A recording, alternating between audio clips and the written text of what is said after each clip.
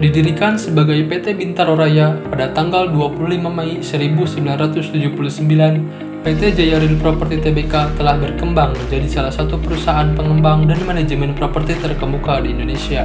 Dengan fokus utama di Jakarta Selatan dan Tangerang, portofolio disertifikasi perusahaan meliputi pengembangan hunian tapak, kondominium, super blok mixed use, pusat perbelanjaan, hotel dan rumah sakit, serta jalan tol dan distribusi air bersih. Dengan pengembangan pertama perusahaan Bintaro Jaya, PT Jaya Real Property memelopori penciptaan komunitas yang layak huni dan berkelanjutan, mengintegrasikan fungsi perumahan dan komersial dengan perencanaan ramah lingkungan dan penggunaan sumber daya yang berkelanjutan. PT Jaya Real Property Tbk terdaftar di Bursa Efek Indonesia dan merupakan bagian dari Grup Pembangunan Jaya pada tanggal 29 Juni 1994 dengan direktur utamanya adalah Trisna Mulyadi dan komisaris utamanya adalah Chandra Ciputra. Dengan visi menjadi salah satu pengembang dan pengelola properti terbaik di Indonesia, PT Jaya Real Property Tbk berusaha mewujudkan misinya untuk mencapai pertumbuhan pendapatan di atas rata-rata pertumbuhan industri real estate dan properti di Indonesia, memberi produk dan pelayanan yang bermutu yang memuaskan konsumen, membangun sumber daya manusia yang berkualitas, dan iklim kerja yang baik untuk mencapai kinerja yang tinggi, mengoptimalkan produktivitas sumber daya yang dimiliki demi manfaat konsumen, pemegang saham, dan karyawan, peduli pada aspek sosial dan lingkungan di setiap unit usaha. Berdasarkan data laporan keuangan di video, dinyatakan bahwa aset yang dimiliki perusahaan JRPT atau Jaya Real Property Tbk di tahun 2017 sampai dengan 2021 mengalami peningkatan atau cenderung meningkat setiap tahunnya, dan diestimasikan pada tahun 2021 perusahaan JRPT sebesar 11,75 triliun rupiah. Adapun liabilitas jika dilihat 5 tahun terakhir cenderung stabil, sedikit mengalami penurunan, dan diestimasikan pada tahun 2021 sebesar 3,59 triliun rupiah. Selanjutnya untuk modal perusahaan JRPT cenderung mengalami kenaikan atau bergerak naik dari tahun ke tahun, dan diestimasikan hingga akhir 2021 modal perusahaan JRPT sebesar 8,15 triliun rupiah. PT Adi Komuter Property atau ADCP adalah perusahaan yang bergerak di bidang properti, hospitality, dan support.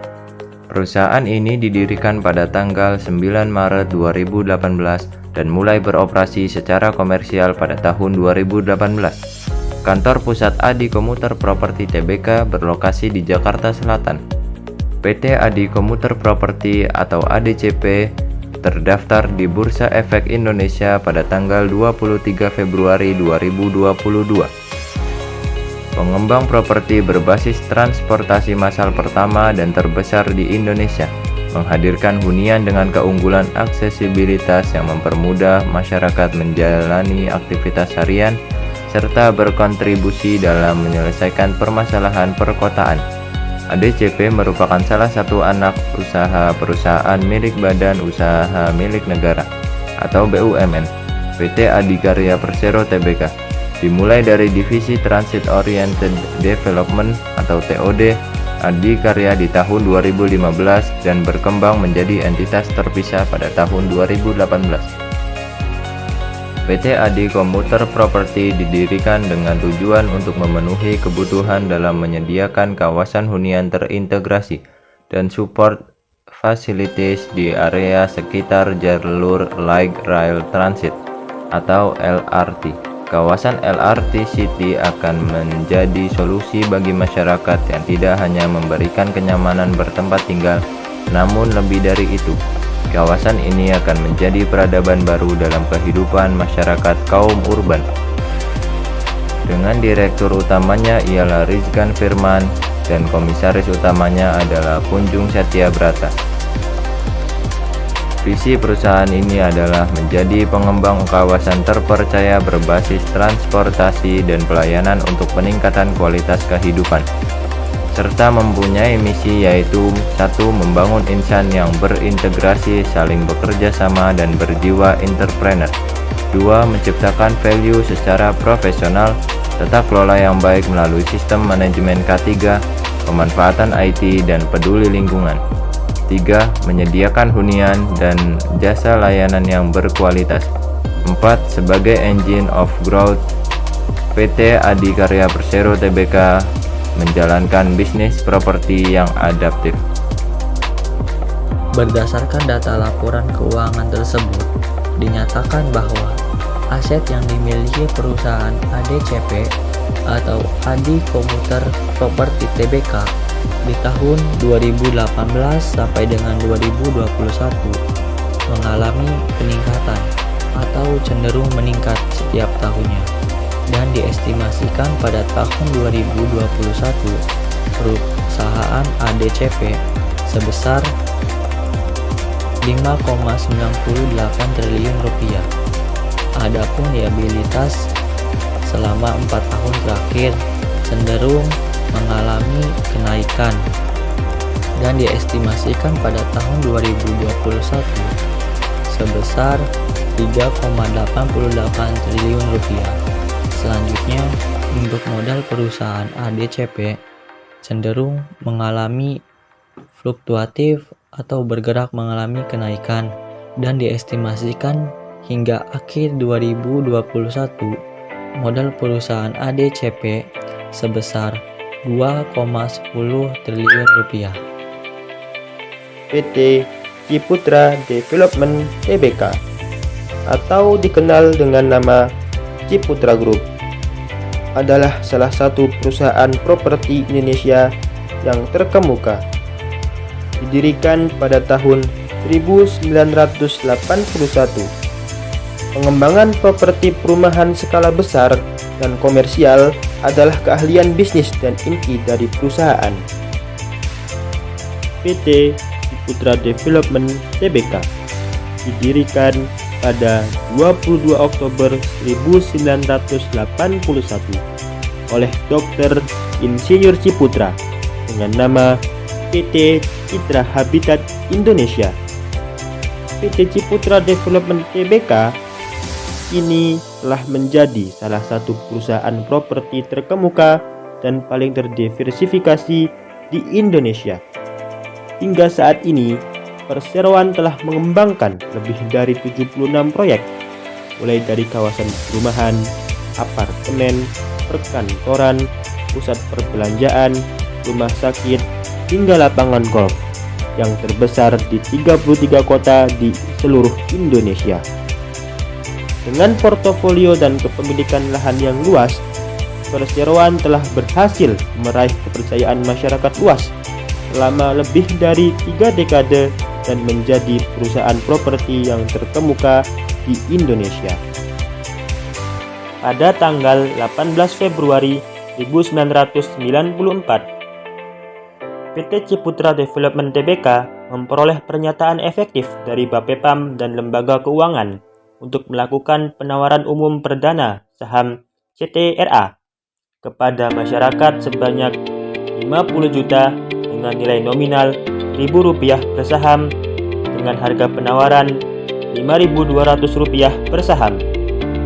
Saham-saham tersebut dicatat pada Bursa Efek Indonesia pada tanggal 28 Maret 1994. PT Ciputra Development Tbk mempunyai sebuah visi untuk mengembangkan sebuah grup bisnis properti dengan semangat yang unggul dan penuh inovasi, sehingga menciptakan nilai tambah dalam menyediakan kehidupan yang lebih baik bagi masyarakat dan memberikan kemakmuran dan kesejahteraan bagi para pemangku kepentingan. Berdasarkan data laporan keuangan di atas menyatakan bahwa aset yang dimiliki perusahaan CTRA dari tahun 2016 hingga tahun 2021 selalu mengalami peningkatan atau cenderung meningkat setiap tahunnya.